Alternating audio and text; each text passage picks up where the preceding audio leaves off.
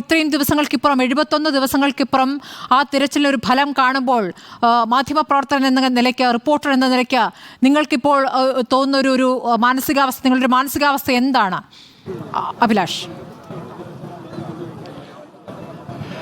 സ്മൃതി, അതിവൈകാരികമായ മാനസികാവസ്ഥയാണ്. കാരണം അർജുൻ്റെ വീട്ടിലെ ഒരംഗം പോലെ നമ്മൾ മാറിക്കഴിഞ്ഞു എന്നുള്ളതാണ് ഏറ്റവും പ്രധാനപ്പെട്ട കാര്യം. കാരണം അർജുനെ കണ്ടെത്തുക എന്നുള്ളത്, നമ്മൾ രണ്ടാം ഘട്ട ദൗത്യം അവസാനിപ്പിച്ച് നാട്ടിലേക്ക് മടങ്ങുന്ന ഘട്ടത്തിൽ ഇനി ഈ ദൗത്യം പുനരാരംഭിക്കാൻ കഴിയില്ലേ എന്നുള്ളൊരു ചോദ്യം നമ്മളോട് തന്നെ ചോദിക്കുകയും പലരോടും അതിനുള്ള ശ്രമം നടത്തുകയും കൊണ്ടേയിരുന്നു. അതിനുശേഷമാണ് കഴിഞ്ഞ ആഴ്ച ഈ ദൗത്യം പുനരാരംഭിക്കുന്ന ആ ഘട്ടത്തിൽ, അതായത് ഈ ഡ്രഡ്ജർ ഗോവയിൽ നിന്ന് വരുന്ന ആ ഘട്ടത്തിൽ തന്നെ നമ്മൾ ഈ ഡ്രഡ്ജറിൻ്റെ ഒപ്പമുള്ള യാത്ര ആരംഭിച്ചത്. ഓരോ ദിവസം ഓരോ മിനിറ്റ് വൈകുമ്പോൾ പോലും നമ്മൾ അതിനെതിരെ ശബ്ദിക്കുകയും, കാരണം ഈ അർജുനെ ഗംഗാവലി പുഴയുടെ അടിത്തട്ടിലുണ്ട് എന്നുള്ള ഒരു ഉറച്ച ബോധ്യം നമുക്കുണ്ടായിരുന്നു. എത്രയും പെട്ടെന്ന് ഒരു മിനിറ്റ് നേരെയെങ്കിലും അദ്ദേഹത്തെ മുകളിലെത്തിക്കാനുള്ള, ഈ പുഴയ്ക്ക് പുറത്തെത്തിക്കാനുള്ള ശ്രമം നമ്മുടെ ഭാഗത്തും കൂടി ഉണ്ടായി എന്നുള്ളതാണ് ഏറ്റവും പ്രധാനപ്പെട്ട കാര്യം. ഏതായാലും അർജുനെ ഈ ഘട്ടത്തിൽ ഈ രീതിയിൽ കാണേണ്ടി വരുന്നു എന്നുള്ളൊരു സങ്കടം നമുക്കുണ്ട്. പക്ഷേ ആ അമ്മ ആവശ്യപ്പെട്ടത് എൻ്റെ മകനെ ജീവനോടെ കിട്ടിയില്ലെങ്കിൽ പോലും ആ മകൻ മരിച്ചു എന്നിൽ ബോധ്യപ്പെടുത്താൻ ഒരു ശേഷിപ്പെങ്കിലും ലഭിക്കണമെന്നുള്ള ആ അമ്മയുടെ ആഗ്രഹത്തിനൊപ്പം നിൽക്കാൻ കഴിഞ്ഞു എന്നുള്ളതാണ് നമ്മളെ സംബന്ധിച്ച് ഏറ്റവും ആശ്വാസകരമാകുന്ന കാര്യം. ഏതായാലും അർജുനെ കണ്ടെത്തിയിരിക്കുന്നു, അർജുൻ്റെ ട്രക്ക് കണ്ടെത്തിയിരിക്കുന്നു. ഇനി അർജുനെ നാട്ടിലെത്തിക്കണം. ആ യാത്രയ്ക്കൊപ്പം നമ്മളും ഉണ്ടാകും. അതോടൊപ്പം തന്നെ നമ്മൾ നൽകുന്നൊരു സന്ദേശമുണ്ട്. ആരാണെങ്കിലും, ഒരു മനുഷ്യനാണെങ്കിൽ എവിടെ വിലയുണ്ട് എന്നുള്ളത് തന്നെയാണ് അഭിലാഷ് ഇപ്പോൾ വൈകാരികമായ നിമിഷങ്ങൾ തന്നെയാണ്. ദീപകിലേക്ക് പോവുകയാണ്. ദീപക്, ഇപ്പോൾ മനാഫ് പറയുന്നു അതിനകത്ത് അർജുനുണ്ട് എന്ന്. അതിനകത്തൊരു മൃതദേഹം 71 ദിവസം പഴക്കമുള്ളതാണ്. വെള്ളത്തിൽ ഇത്ര ദിവസം ആ വാഹനം വെള്ളത്തിനടിയിൽ ആഴത്തിലായിരുന്നു.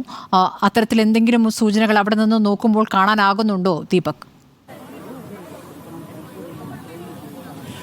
സ്മൃതി, ഈ ഒരു ഘട്ടത്തിൽ നമുക്ക് അത്തരം വിവരങ്ങൾ സ്ഥിരീകരിച്ച് പറയാൻ സാധിക്കാത്ത സ്ഥിതിവിശേഷമുണ്ട്. പക്ഷേ മനാഫ് ആ കാര്യത്തിൽ അത്തരത്തിൽ തന്നെ ഒരു നിലപാട് സ്വീകരിക്കുകയും ചെയ്യുന്നുണ്ട്. എന്തായാലും നമ്മളെ സംബന്ധിച്ച് ഇത്രയും നാൾ നീണ്ട ഒരു ദൗത്യം അത് അത്ര കണ്ട് പരിചിതമല്ല നമുക്കൊന്നും തന്നെ.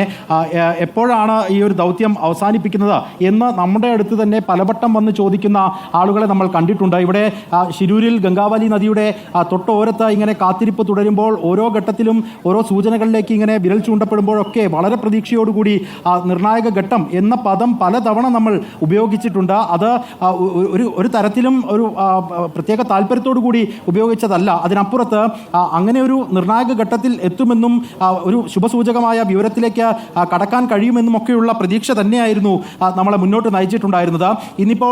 ഇന്നലെ CP4-ഉം CP3-യും കേന്ദ്രീകരിച്ചുകൊണ്ട് പരിശോധന നടത്തിയപ്പോൾ പോലും നമ്മൾ പ്രതീക്ഷിച്ചിരുന്നത് ഇതുവരെ കണ്ടെത്താൻ കഴിയാത്ത ഒരു റിസൾട്ടിലേക്ക്, ആ ഒരു മേഖലയിലേക്ക് എത്തുമ്പോൾ കണ്ടെത്താൻ കഴിയും എന്നുള്ള പ്രതീക്ഷ തന്നെയായിരുന്നു. അതുകൊണ്ട് തന്നെയാണ് അതിനിർണായകമായ ദിനം എന്ന് നമ്മൾ പലപ്പോഴായി വീണ്ടും എടുത്ത് ആവർത്തിച്ച് പറയുകയും ചെയ്തത്. ഇന്നിപ്പോൾ CP2 എന്ന് പറയുന്ന ആ ഒരു പോയിന്റിലേക്ക് എത്തുമ്പോൾ എന്താണ് ഇവിടെ നിന്ന് എന്തെങ്കിലും റിസൾട്ടിലേക്ക് നമുക്ക് പോകാൻ കഴിയുമോ എന്നുള്ള ആലോചന തന്നെയായിരുന്നു ഉണ്ടായിരുന്നത്. രാവിലെ ഇവിടെ കനത്ത മഴ പെയ്യുമ്പോഴും ഇവിടെ ഒരു തുണിപ്പന്തൽ മാത്രമാണ്. നമ്മളൊക്കെ അതിൻ്റെ താഴെ ഭാഗത്ത് ഇങ്ങനെ കാത്തിരിപ്പ് തുടരുകയായിരുന്നു, ഒരു റിസൾട്ടിലേക്ക് എത്തുമോ. ഏറ്റവും ഒടുവിൽ ഡ്രഡ്ജർ എത്തി ഒരു ഹുക്ക് ചെയ്യുന്ന നടപടിയിലേക്ക് കടന്ന് ആ ഡ്രഡ്ജർ കമ്പനിയുടെ ആളുകൾ പുറത്തേക്ക് വന്നതിന് ശേഷം അവരോട് നമ്മൾ സംസാരിക്കുമ്പോൾ അവർ പറയുകയാണ് ഹൈ ടൈഡാണ്, ലോ ടൈഡിലേക്ക് എത്തിയാൽ മാത്രമേ ഇത്തരത്തിൽ ഹുക്ക് ചെയ്ത നടപടി പൂർത്തിയാക്കാൻ കഴിയൂ എന്നുള്ള നിലപാട് അവർ സ്വീകരിക്കുന്നു. ആ ഘട്ടത്തിലും എന്തായിരിക്കും ഈ ഒരു ഗംഗാവലി നദിയുടെ അടിത്തട്ടിൽ ഇങ്ങനെ ഒളിപ്പിച്ച് വെച്ചിരിക്കുന്നത് എന്നുള്ള ചോദ്യമാണ് അപ്പോഴും നമ്മൾ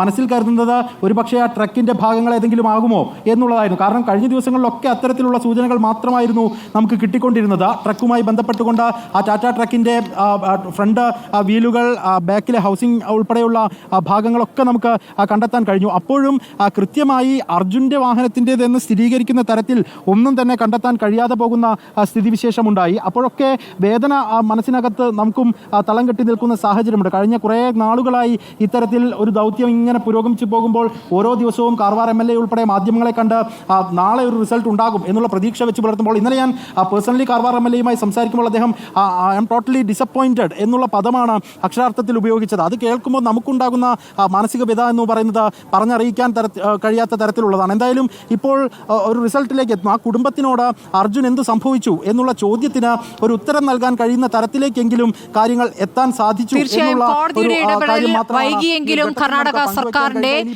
നിലപാട് മാറ്റം ഒക്കെ ഇതിൽ പ്രധാനമായിട്ടുണ്ട്. ഒരു ഡ്രൈവർക്ക് വേണ്ടി എന്തിന് കേരളം ഇങ്ങനെ ശബ്ദമുയർത്തുന്നു എന്ന ചോദ്യമാണ് തിരച്ചിലിന്റെ ആദ്യ ദിവസങ്ങളിൽ നമ്മൾ കണ്ടത്.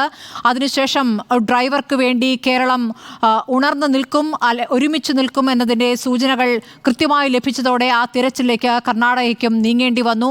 ഇങ്ങനെയൊരു തിരച്ചിൽ സ്വഭാവത്തിൽ ഇതുവരെ കർണാടകയിൽ നടന്നിട്ടുണ്ടാകില്ല. ഒരു ജീവന് വേണ്ടി ഒന്നെങ്കിൽ ഒരു ജീവൻ, അത് എത്രത്തോളം പ്രധാനമാണ്, അതിന് എത്രത്തോളം വിലയുണ്ട്. അത് ലോറി ഡ്രൈവർ ആകട്ടെ, മന്ത്രിയാകട്ടെ, മനുഷ്യനാണ്, മനുഷ്യ ജീവനാണ് എന്ന രൂപത്തിൽ മനസ്സിലാക്കാൻ കർണാടക സർക്കാരിന് അല്പം സമയമെടുത്തു. പിന്നീട് കേരളത്തിൻ്റെ നിലപാടുകളിലേക്ക് അവരും എത്തുന്നതാണ് കണ്ടത്. നമുക്കൊപ്പം